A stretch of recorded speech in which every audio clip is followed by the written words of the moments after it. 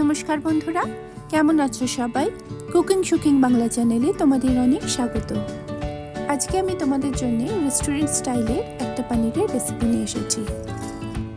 এই রেসিপিটা করতে গিয়ে না লাগবে ক্রিম, না লাগবে কাজু, খুব অল্প তেলেই তৈরি হয়ে যাবে, কিন্তু স্বাদ হবে দুর্দান্ত।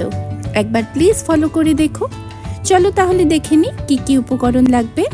আমি এখানে 400 গ্রাম পনির চৌকো করে করে টুকরো করে নিয়েছি, একটু বড় সাইজেরই টুকরো করেছি। একটা কাঁচের বাটিতে নিয়ে নিয়েছি 2 টেবিল চামচ ভরা ভরা টক দই। টক দইটাকে খুব ভালোভাবে ফেটিয়ে নিচ্ছি। এই ফেটিয়ে নেওয়াটা খুব জরুরি, না হলে রান্নায় যখন এটা দেব তখন ফেটে যেতে পারে। এই রান্নাটায় যেহেতু কোনো ক্রিম ব্যবহার করছি না, কিন্তু ক্রিমের একটা স্বাদ আনতে হবে এই ফেটিয়ে রাখা টক দইতে, সেই জন্য দিয়ে দিচ্ছি 2 চা চামচ ভরা ভরা মিল্ক পাউডার। এটা যে কোনো মিল্ক পাউডার ইউজ করা যেতে পারে। মিল্ক পাউডারটা খুব ভালো করে দইটার সাথে মিশিয়ে নিচ্ছি। আর একটা বাটিতে 1 চা চামচ ধনে গুঁড়ো, 1/2 চা চামচ জিরে গুঁড়ো আর 1 চা চামচ লাল লঙ্কার গুঁড়ো একটুখানি জল দিয়ে ভালো করে গুলে রাখলাম। এই রান্নাটার জন্যে আমি 100 গ্রাম মতো মটরশুঁটি নিয়ে নিয়েছি। আমি ফ্রেশ মটরশুঁটি পাইনি, তাই ফ্রোজেন ইউজ করছি। এটাকে একটু গরম জলে ভিজিয়ে রাখলাম। একটা ননস্টিক কড়াইতে দিয়ে দিলাম 1 টেবিল চামচ সানফ্লাওয়ার অয়েল আর 1 চা চামচ বাটার। দুটোই একসাথে হালকা গরম হলেই দিয়ে দেব টুকরো করে কেটে রাখা পনিরগুলো। পনিরগুলো দিয়ে এপিট ওপিট করে একটুখানি ভেজেই দিয়ে দেব 1 চা চামচ গোলমরিচ। এতে পনিরের ফ্লেভারটা খুব সুন্দর আসবে। মিনিট খানেক ধরে পনিরগুলোকে মিডিয়াম ফ্লেমে এপিট ওপিট করে ভেজে নিলাম। খুব বেশি রং আসতে দিলাম না। আমার মনে হয় পনির যদি আমি খুব বেশি ভেজে নিই তাহলে ওর একটা রাবারি টেক্সচার চলে আসে।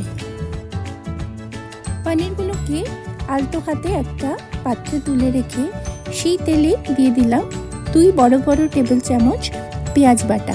পেঁয়াজ বাটাগুলোকে আমি খুব ভালো করে ভেজে নেব, যতক্ষণ না ওর কাঁচা ভাবটা খানিকটা চলে যায়।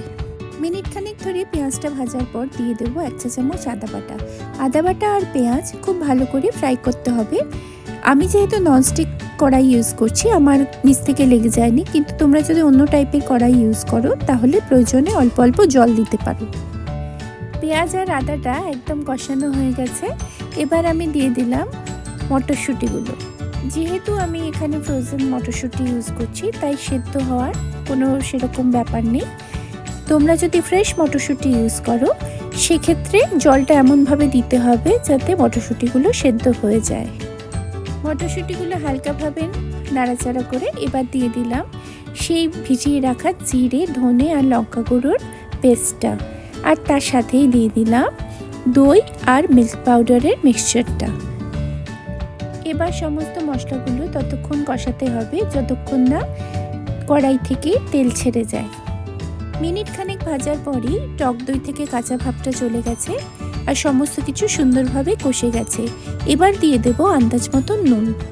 নুন দেওয়ার সময় খেয়াল রাখতে হবে আমরা তেলের সঙ্গে হালকা বাটার ইউজ করেছি আর সেটা সল্টেড বাটার ছিল। এই অবস্থায় দিয়ে দেব 1/2 চা চামচ চিনি। চিনি সমস্ত মশলাগুলোর স্বাদকে ব্যালেন্স করতে সাহায্য করবে। চিনি কিন্তু কমপ্লিটলি অপশনাল, কারণ মিল্ক পাউডারেও হালকা মিষ্টি আছে। চিনিটা মিশে গেছে। এবার দিয়ে দেবো মাপ মতন জল। এই রান্নাটায় খুব একটা গ্রেভি থাকে না, একটু মাখা মাখার দিকেই হয়। আমি এখানে দিয়ে দিয়েছি 2 কাপ মতন ফুটন্ত জল।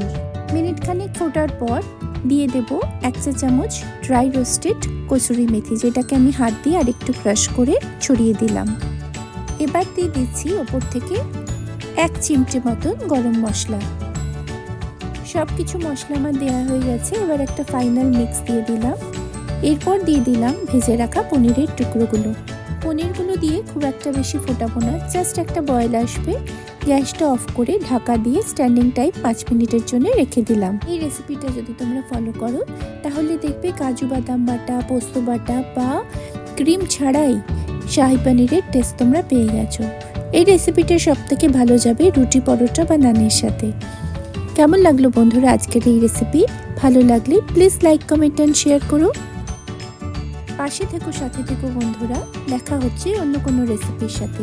ততদিন ভালো থেকো, সুস্থ থেকো, সাবধানে থেকো। Thank you for watching and bye for now.